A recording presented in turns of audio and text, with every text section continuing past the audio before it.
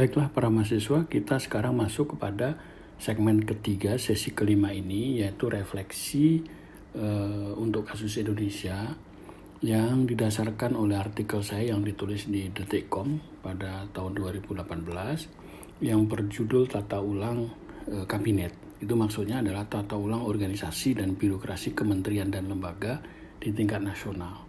Memang tidak secara eksplisit saya bahas tentang kaitannya dengan digital era governance, tapi Anda sebagai mahasiswa sosiologi organisasi mendapatkan tantangan bagaimana kita mengulas, mengupas, meneliti, menelaah prospek dari tata ulang kementerian lembaga yang juga mempertimbangkan karakteristik dari digital era governance.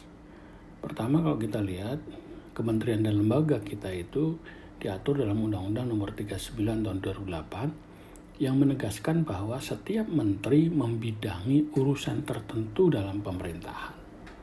Artinya struktur organisasi kabinet atau kementerian dan lembaga itu adalah instrumen utama dalam mana semua urusan pemerintahan dibagi secara habis dan ditempatkan ke dalam sejumlah kementerian lembaga.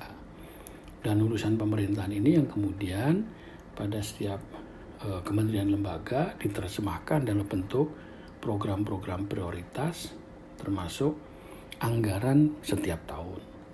Nah, di dalam undang-undang tersebut juga ditegaskan bahwa kementerian yang sudah ditetapkan secara definitif yaitu Kementerian Luar Negeri, Kementerian Dalam Negeri, dan Kementerian Pertahanan.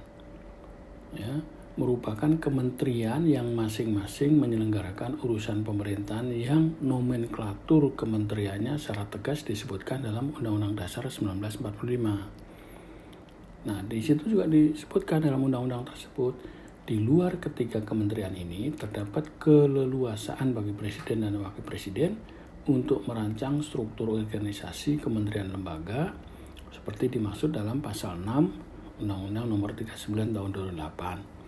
Bahwa setiap urusan pemerintahan sebagaimana dimaksud dalam pasal 5 ayat 2 dan ayat 3 tidak harus dibentuk dalam satu kementerian tersendiri.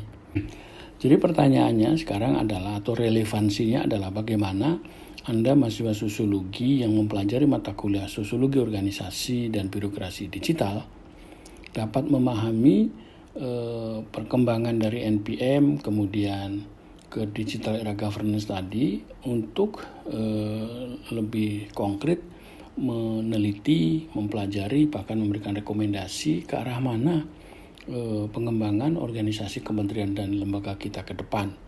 Yaitu selain kita menata ulang urusan-urusan pemerintahan yang prioritas dan sekaligus memasuki birokrasi era digital ke depan. Sebagai contoh misalnya kemarin kita sudah bahas tentang bagaimana pentingnya antisipasi bencana oleh badan-badan kebencanaan tingkat nasional dan pemerintah daerah melalui sekaligus bertumpu pada prinsip-prinsip birokrasi digital. Itu contoh konkret bagaimana pengembangan organisasi ke depan yang memang sudah memasuki era yang sama sekali berbeda dan harus ditelaah secara kacamata sosiologis. Yang kedua misalnya Kementerian Kesehatan. Bagaimana Kementerian Kesehatan ke depan kita perkuat dalam rangka mengantisipasi pandemi yang sewaktu-waktu akan terjadi dan bahkan sekarang masih terus berlangsung, yaitu melalui penguatan urusan pemerintahan di bidang kesehatan masyarakat atau public health yang pada saat yang sama diperkuat dengan digitalisasi karena memang sudah masuk kepada digital era governance. Nah, inilah saya kira relevansinya untuk kita telaah pada kasus-kasus Indonesia di semua sektor dan semua tingkatan. Terima kasih.